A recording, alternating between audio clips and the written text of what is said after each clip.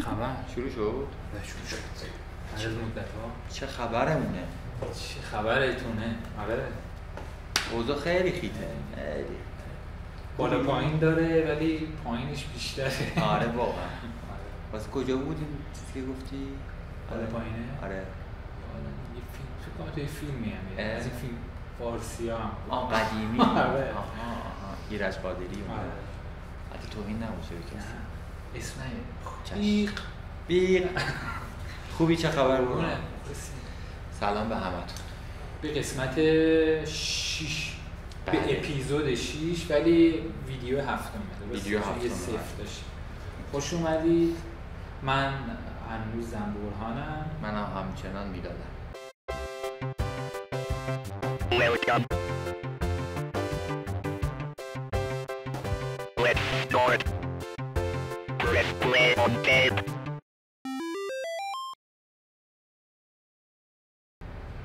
نبودیم یه تایمی. آره نبودیم ولی برگشتیم. امیدوارم دیگه از این تایما پیش نیاد. ان شاء الله. سخت. تولد مبارک. سورپرایز کردم. خوب بود، قشنگ بود. تولدمه. تو خونه یه دست بکن. مرسی برهان. خواهش می‌کنم. متشکرم، مرسی. ان شاءالله که هر چند سال لازم بود زنده باشی. آره دقیقاً بهترین چیزه. بهترین دعا. زیاده.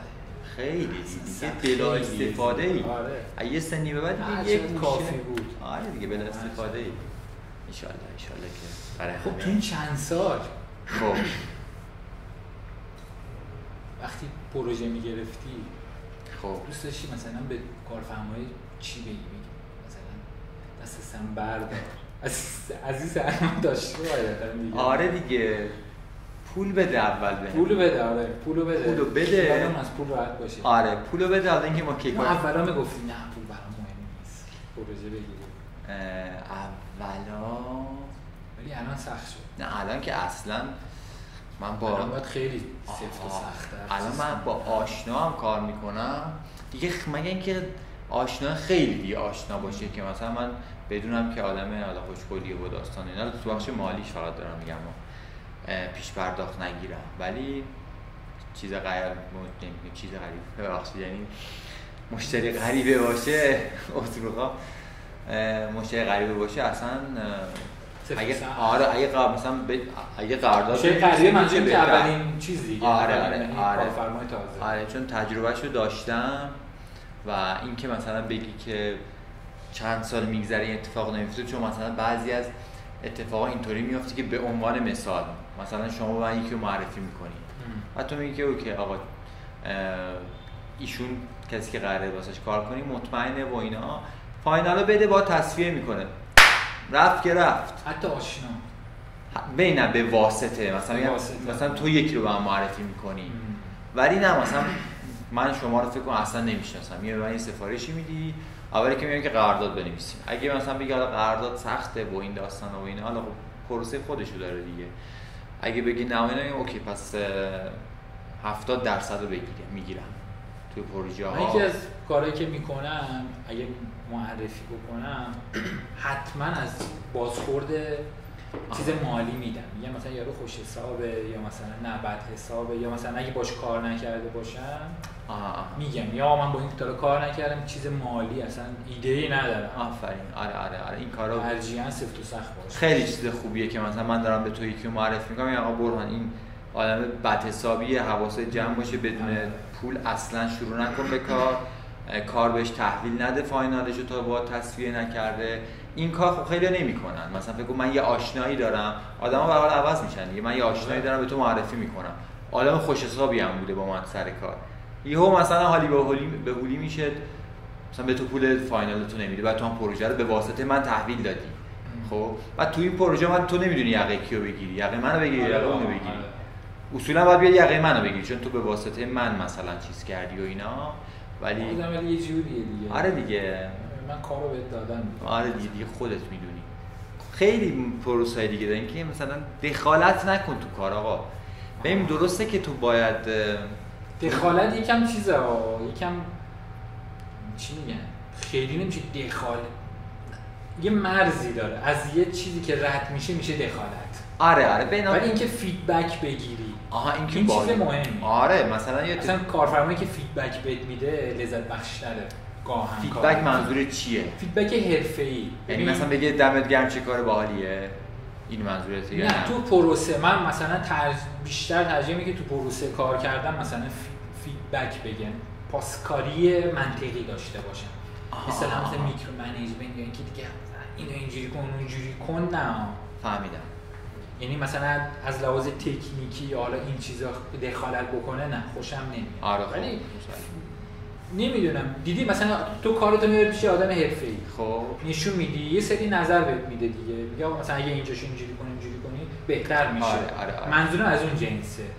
کارفرمایی که بلده کاره رو یا مثلا میدونه کار خوب چیه خیلی فرق میکنه. وقتی ازش نظر میگیری یا هم فیدبک میگیری. آره تز بهتری بهت میده. من فکر کنم فیدبک فاینال منظورته. فیدبک فاینال خوبه که مثلا بگی دمت گرم چه باحاله و اینا، انرژی بده بهت. کمتر کارفرمایی بر من تا حالا پیش نیومده این کارو بکنه. چرا یه دوستی دارم که چند سال دارم باهاش کار میکنم، کار خوب که بهش تحویل میدم میگه که دمت گرم خیلی کار خوبه و اینا، خیلی به انرژی میده. خیلی موضوعیه که به نظرم کارفرماهای عزیز بهش توجه کنین. برای فریلنسرها بسیار مهمه این موضوع. خیلی مهمه که شما حالا همین موضوعی که برهان کرد، همین که وقتی تمام میشه یه پاسکاری، حالا نمیشه چی گفت عاطفی یا نه عاطفی نه، یه ذره معنوی، ببخشید عاطفی نه اشتباه گفتم، معنوی با طرف داشته باشه. یه بخش مادی داره که خب اونم سعی کنید که درست حرکت کنید. آره دست شما درد نکنه. یه جنبه معنوی داری که آقا دم شما گرم، مثلا کار کجا استفاده کردن مثلا آره بازخورده‌ای گرفتن، مثلا چه تأثیری داشته. آره دقیقاً. خب کمتر کارفرمایی پیش میاد اتفاق بیفته. بریم سراغ دوستان. بریم.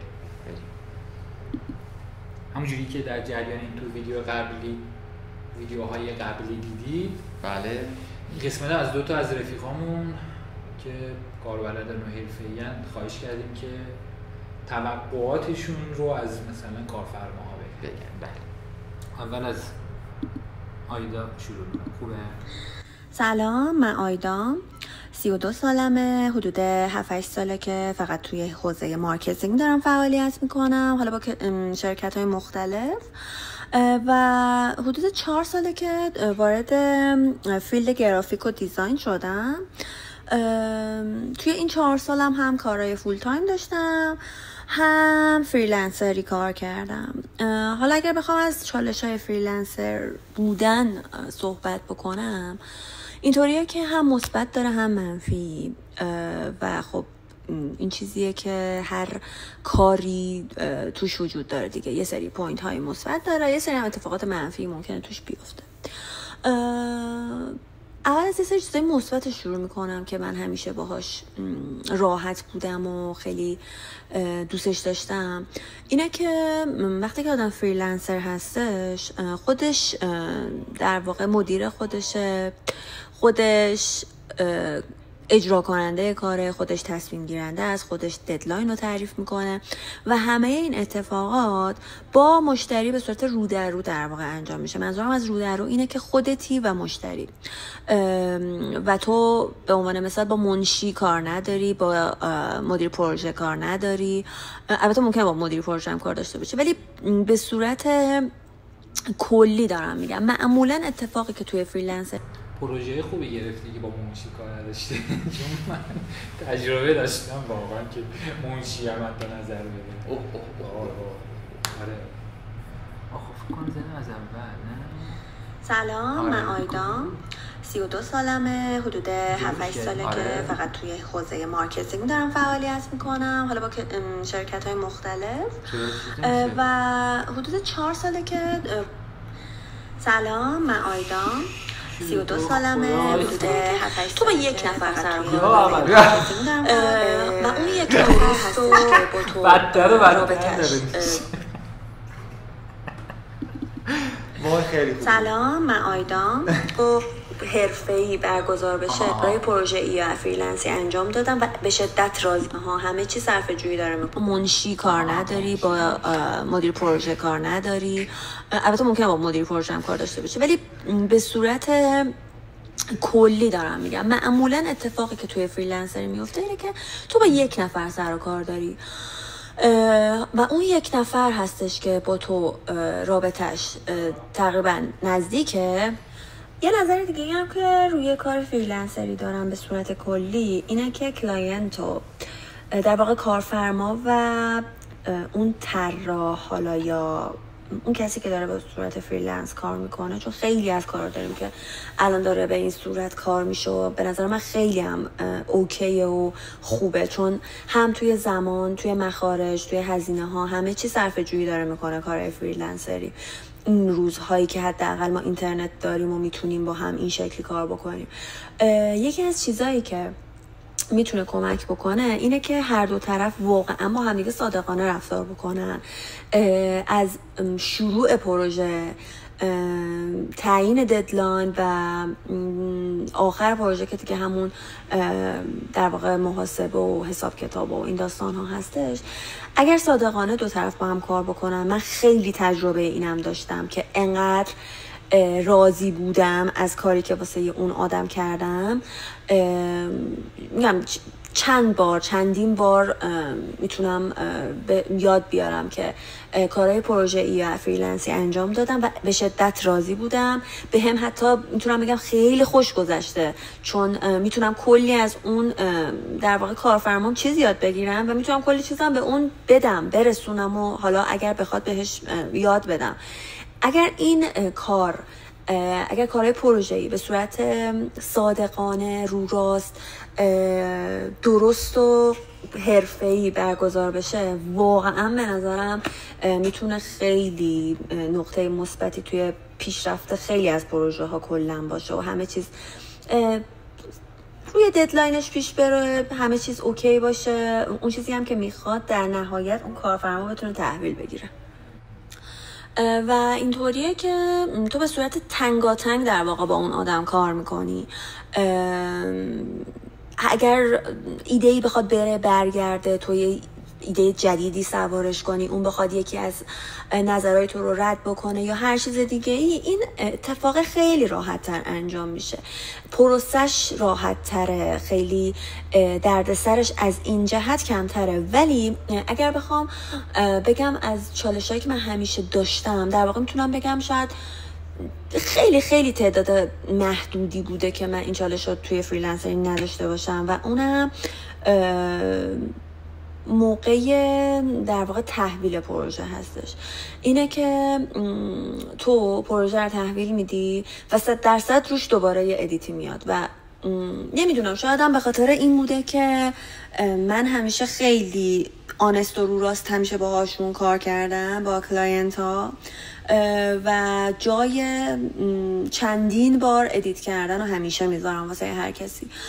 ولی خب متاسفانه بعضیا، میتونم بگم بیشتر آدم ها که به من پروژه هاشون رو دادن، در نهایت یه تغییر روش ایجاد کردن و همون تغییره از نظر خودشون شاید یه چیز خیلی خیلی کوچیکی بوده، ولی برای من و کاری که من انجام دادم خیلی سخت بوده. حالا اونم باز چند تا وجه داره که بخوام بگم. اینه که یکیش اینه که خب من شاید یک علمی داشته باشم توی طراحی که شما ندارید و اون علم رو پیاده کردم روی طراحیم و اجراش کردم، ولی شما با در واقع نظر سلیقه‌ای باعث میشه که اون کار اصلا یه جور عجیبی بشه که من دوستش نداشته باشم. این حال اون آدمی که فریلنسر کار میکنه رو یکم در واقع به هم میریزه و دوست نداره اون آدم که بخواد اون پروژه دقیقاً بر سلیقه کلاینتش پیش بره. یه چیز دیگه هم که وجود داره اینه که حالا من الان فعلا فقط دارم درباره چالش های منفی میگم و اونم اینه که معمولاً موقع تصفیه حساب مشکل هست و در واقع یه مشکل ریزی معمولاً به وجود میاد. که حالا من خدا رو شکر خیلی نداشتم، ولی خب از خیلی ها میشنوم که این مشکل رو همیشه دارن. یعنی اگر بخوام فقط به صورت فریلنسری کار کنن، اینو از میگم باز کسای دیگه ای که کار کردن هم خیلی شنیدم، آدم بخواد فریلنسری کار بکنه نمیتونه برای درآمدش همیشه دقیق برنامه ریزی کنه. فکر میکنم یکی از چالش‌های بزرگ کار فریلنسری این باشه فعلا، حداقل توی ایران یه همچین چیزی وجود داره. با قرارداد درست، خب یعنی پایبند بودن به اینکه ما قرارداد ببندیم به عنوان حتی فریلنسر، یکی دو تا از اون چالشایی که اشاره کرد و به نظر میشه خیلی کنترلش کرد. یکیش همون بحث ادیت کردنه. تو چند بار میتونی اصلاحیه بدی، در چه حد. آره باید تو قرارداد باشی. من همیشه طی میکردم اینو. دو بحث مالیه، واقعا سخته. بحث مالی میدونم خیلی سخته، مخصوصا یه سری شرکت‌های بزرگ خیلی فوت و فنای خاصی بلدن که یه جوری بالاخره روزو ندن، کم بدن، از این جور حرفا. یا مثلا شرکت بزرگ دوست داری باشه کار بکنی، مجبوری توی یه بخش کوتاه بیای، ولی خب ممکنه اذیت. این دو تا نکته به ذهنم رسید و اون بحث صداقت خیلی به نظر من چیز جالبی بود که اشاره کرد بهش. در مورد قرارداد من احساس کنم یه مشکل بیس که وجود داره، حالا مثلا بخوام در مورد بخش دیزاین گرافیک بگم، انجمن صنفی هست ولی انقدر موضوعاتی وجود داره که حالا تو بخش قانونش و اینا اصلا من همیشه سواله. مثلا تو فکر کن با یکی قرارداد سفت و سختم بستی، بعد غریبه هم هست و عددی که قراره با تصفیه به تو بده عدد چشمگیری هم هست مثلا، خب و تو اون عدد حساب میکنی و قراردادم بستی سفت و سخت. یه مجمعی نیستش که رو حساب اون، چون تو داری به عنوان فریلنس کار میکنی، تو وقتی در مقام کارمند داری جای کار میکنی، آره تا اونجایی که من میدونم تو موضوع قانون کار و این داستانا بیشتر قانون میفته سمت کارمند، یعنی حقوقشو میگیره و داستان دیگهش. ولی تو بخش فریلنسری تو همه انجمن‌ها هست دیگه، انجمن عکاسان هست، انجمن گرافیک هست، حالا جای دیگر رو نمیدونم در مورد مارکتینگ و حالا چیزای دیگه نمیدونم چیزی باشه یا نباشه. ولی تو بخوای به عنوان فریلنس مستقل کار کنی، این داستانا واسط پیش میاد که آقا فلان کسایی مثلا من یه قرارداد دارم، از قراردادش بعد از تحویل نهایی مثلا 30 میلیون پول مونده باید به من بده. خب اینکه تو پروسه قانونی چقدر دردسر میکشی، چقدر هزینه میکنی، چون حالا به واسطه اینکه من پدرم تو این زمینه یعنی کار میکرد و اینا، این چیزا تو ذهنم همیشه بود و حالا ازش مشورت میگرفتم. دردسرای خودش رو داره، مجمعی نیستش که این حق و حقوق تو رو بگیره و اینکه آقا مثلا توی برهان چقدر حاضری که این زمانو بذاری، آره عدد زیاد بشه من میداد این کارو میکنم، زمانشو میذارم که اون پول رو بگیرم. ولی تو یا حالا کسی دیگه که فریلنسر چقدر این زمانو میذاره. من احساس کنم این مشکله تو بخش مالیش و حالا چیزهای دیگه، چون تو بخش ادیت اینا با بالا پایین و حالا یه ذره تو کوتاه یه ذره اون کوتاه بیاد میشه کارو جمعی کرد. ولی تو بخش مالی مسئله که وجود داره، تو بازگشت مالیت خیلی واسط سخته به عنوان یک فریلنس. ولی به عنوان یک کسی که داری کارمندی کار میکنی، آره تو قشنگ میتونی به شکایت بکنی و داستاناتو طی بکنی که حالا اونم باز یک کوچولو دردسر داره. ولی تو بخش فریلنسری خیلی بیشتره که باز میگم احساس کنم این موضوع باید تو انجمن‌ها حل بشه، یه سری قانونا داشته باشن، یه مانیفستی داشته باشه. داره انجمن صنفی گرافیک قرارداد داره، ولی اینکه تو چه شکلی بتونی اون حقوقتو بگیری داستانه خودش خود داره. انجمن چقدر بیاد پشتت وایسه، همون اصلا یه موضوع خیلی مهمی که همیشه برای فریلنسرها هست. حالا شاید ربطی به این نداره، به این موضوع نداره، فقط یه گزار ریزی بهش میگم. همین موضوع بیمه است. توی انجمن صنفی موضوع بیمه خیلی موضوع مهمیه که تا اونجایی که من میدونم کسایی که عضو بشن خیلی چالش دارن. به هر حال تو وقتی داری فریلنس کار میکنی این بخشت هم هست دیگه، بحث بیمه هست دیگه، همه ما مریض میشیم و با این هزینه هایی که وجود داره این موضوع هم موضوعی که مشکل داره. حالا هم خیلی از موضوع اصلیمون دور نشیم، ولی در مورد این چیزی که گفتی و آیدا هم گفت، بحث مالی خیلی بحث پر دغدغه‌ایه برای فریلنسرها. پس چیز کنیم قسمت بعدی ببینم آقای نجف میاد. آقای نجف کار سواد رسانه‌ای می‌کنه تو بحث سواد رسانه‌ای خیلی کار کرده خب و تجربه زیادی داره روی این مسائل، میتونه خیلی کمک کنه که ما چجوری میگم سواد رسانه‌ای گفتم سواد مالی. من میگم سواد رسانه بعدش فریلنسر نجاره. و حالا خیلی چیز نمی‌کنم که خودشو بیاره. یعنی مهمون بعدی آقای نجف میگم حتما بیاد. خب سواد مالی، آره اشتباه گفتم، عذرخواهی می‌کنم. سواد مالی برای اون بخشی که برای بخش همین هندل کردن چیزای مالی.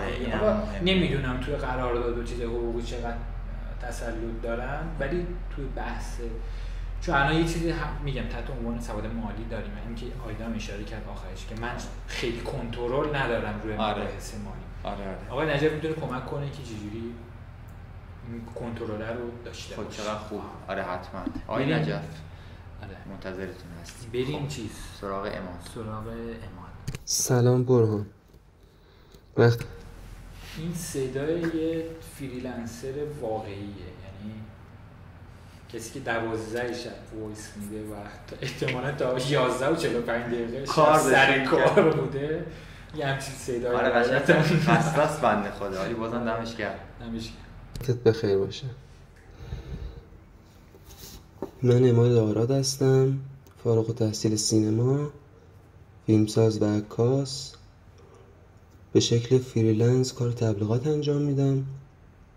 ممنونم از دعوتت. دریای توقع کارفرما از ما و ما از کارفرما ساحل نداره، ولی من اینجا به 3 نکته دوست دارم اشاره کنم. توقع من از کارفرما اینه که پیگیر کارش باشه. موضوعی که میگم با دخالت فاصله زیادی داره. معمولا تا قبل از قرارداد و شروع کار و موقع زمان تحویل پیگیر هستن، اما خیلی برام پیش اومده که هنگام انجام پروژه خبری ازشون نیست، خبری از کارفرما نیست. نتیجه‌ای که من گرفتم توی این سالا اینه که اکثرا هدفشون از آوتسورس کردن رها کردن ذهن و جسمشونه. یعنی ها کلاً یه چیزی رو بکنن بذارن کنار، بسپارن به من و تو. می‌دونی میخوان دور بشن از تمام درد سراش. خب خیلی از فریلنسرها از این حالت لذت میبرن چون درگیری با کارفرما ندارن و کارشون پیش میبرن، نهایتاً تحویل میدن و تمام میشه میره. ولی من فکر میکنم حس حضور کارفرما باید در جایگاه درست و به اندازش در کنار فریلنسر که بهش کار سپرده حس بشه، حتی اگر پروژه ریموت تعریف شد. توقع دوم هم اینه که فیدبک بده. خیلی زیاد با آدمی برخوردم که موقع تحویل هیچ نظری بهت نمیدن، تشکر میکنن، کارای مالی رو پیش میبرن و تمام میشه میره. ببین چه نظر مثبت باشه چه منفی برای من باعث رشد میشه. نظر مثبت من دلگرم میکنه از این بابت که بال رو از دوش کارفرما برداشتم و اونطوری که راضی انجامش دادم.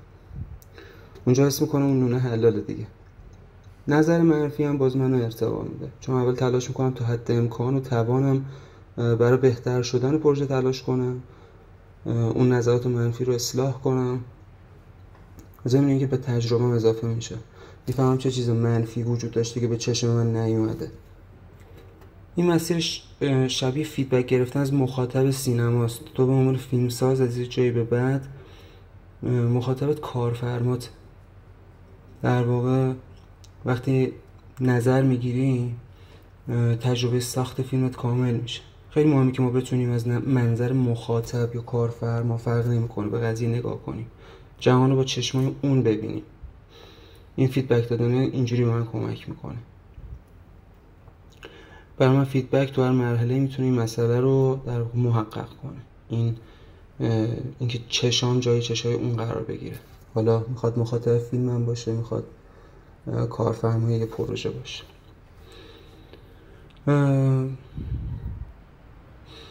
ببین برای سومی و آخری توقعم اینه که صادق باشه. مهمترین توقع من صداقته. خیلی شبیه موضوع قبله ولی میخوام از جای دیگه بهش نگاه کنم. منظورم اینه که صادقانه من بگه قبل و بعد من چه چیزی تغییر کرده. یا حتی تغییر اصلا شاید تغییر نکرده. مثلا اگه فروش بیشتر شده با من مطرح بشه، اگه مخاطبش افزایش پیدا کرده رک و راست بهم بگه. حتی اگه تغییر نکرده بدونم. اینجوری میفهمم که باید مسیرمو تغییر بدم، روشامو عوض کنم. گاهی کارفرما فکر میکنن اگه رشدشونو بگن توقعت میره بالا، مخصوصا توقع مالیت، در صورتی که اینطوری نیست. حداقل برای من فقط با دونستن این یا بهتر بگم با این آگاهی انرژی میگیرم برای ادامه مسیر. ولی متاسفانه این عدم صداقت و گفتن مخصوصا موارد منفی، البته که بیشتر در موارد منفی، باعث توقف همکاری میشه. یعنی قشنگ کارت به استخون رسیده و کارفرما دیگه نمیکشه. خلاصه که همینا. مخلص. صداقت امادم گفت، آیدا هم گفت، خیلی چیز مهمی. جالبه. خب شاید اون موقع الان که مثلا بهش فکر میکنم اون موقع اصلا دغدغه‌ام نبود خیلی، یعنی الان که دارم یعنی شنیدم از زبون جفتشون دارم فکر میکنم که مثلا قدیم این مثلا مسئله اگه بود تو فرآیند کار چقدر چیز جالبی میشد و تاثیرگذار. این که به قول اماد فیدبک مثبت بگیری، یعنی که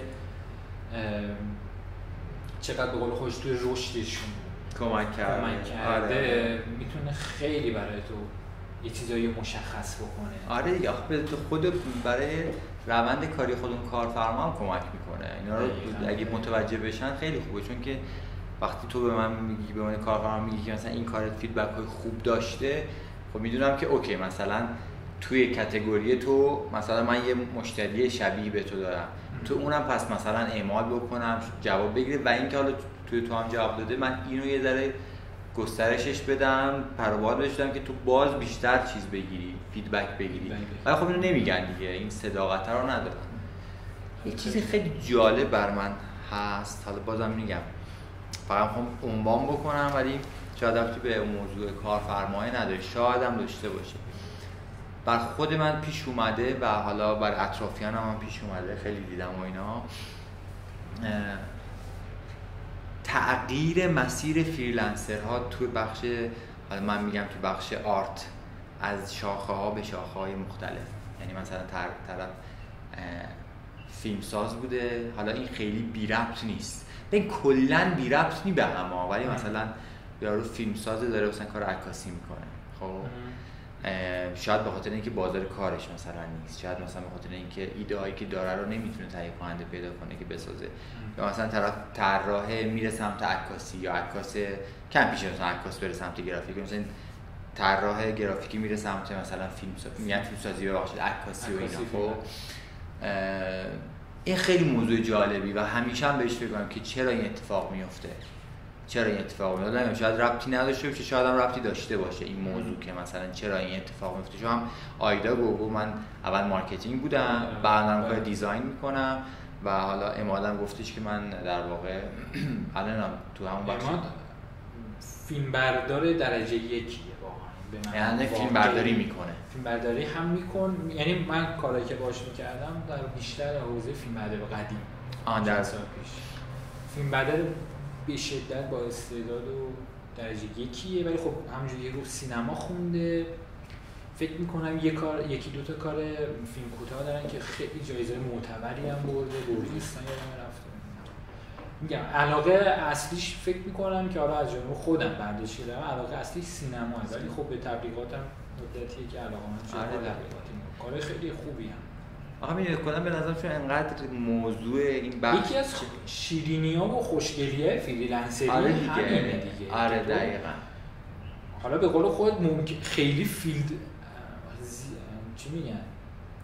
گپ فیلد خیلی بزرگی نباشه. ولی تو مثلا خب گرافیستی کار عکاسی هم می‌کنی، علاقه داری و اینا. آره دقیقاً. ولی که خوشگلی‌هاش آره دیگه.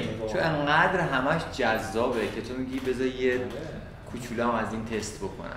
یکی حرف خوب میزنه، چون کارمندی، حالا اونایی که از اول فریلنسر بودن شاید اینو درک نکنن، یا مثلا من که فریلنسر بودم یا یه تایمی مثلا به صورت کارمندی یه جا مجبور بودم کار بکنم، کارمندی آدمو کرخت میکنه. آره دقیقاً. میدی تو شل میشی یه کار ثابت معمولی میکنی و حالا یه پولی هم ماهیانه میگیری دقیقاً. مگر اینکه مثلا ساعت کاریت کارمندی باشه ولی مثلا باز توی یه حوزه‌ای کار بکنی توی یه جایی کار بکنی که مثلا پروژه مختلفه مثلا کار کردن تو آژانس‌ها و آره اونطوری بازم از این حالت آدمو دور می‌کنه از این کرختی آدم دور می‌آره چون تو با مدل‌های مختلف کار در ارتباطی و واسه چالش ایجاد می‌کنه ولی نه مثلا تو داری مثلا با یه شرکت خاص کار می‌کنی که فقط مثلا تولیدی یه موضوع خاصی داره اون قشنگ تو رو کرخ می‌کنه بعد تو بعد این مدت زده میشی دیگه کرخ میشی دیگه کرخ میشی بیرون اصلا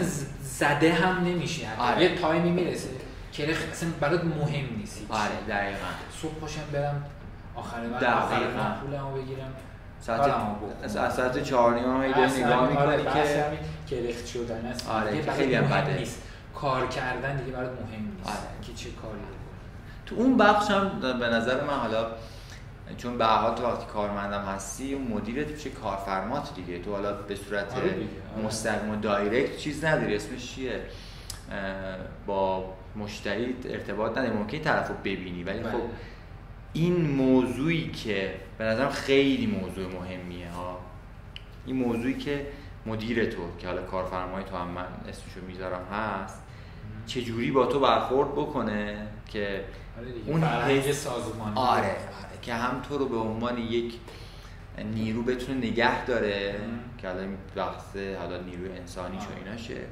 همین که تو واسه اون فضا و واسه اون اسم جون مکانیک کلمه درستی نیست دل بسوزونی و تمام خودتو کار خودت باشی دیگه آره آفرین که فکر کنی کار خودت باشی خیلی کم تو تجربه خود من به غیر از یک جایی که بودم 2 جایی که بودم خیلی کم پیش اومده که اتفاق بیفته یه چیزی فکر کنم قطع شد حالا با اون اداره چون دیگه فکر کنم جمع کنم چون دیگه آره بعد من فکر کنم که به نظرم در مورد این موضوعا چون موضوع مهمیه بنویسین برامون بگید فیدبک بدید حالا وایسایی که بچه‌ها دادن حالا یه بخشی همون صحبتی که کردیم یه بخشی به عنوان فریلنسر واقعا میتونیم یعنی یه سری توقعات وجود داریم آره یه بخشی خیلی بزرگم به عنوان کارمند دیگه که اصلا وارد اون نمی‌خوایم بشیم چون به قول اعماد کلا واقعا دریای توقع آره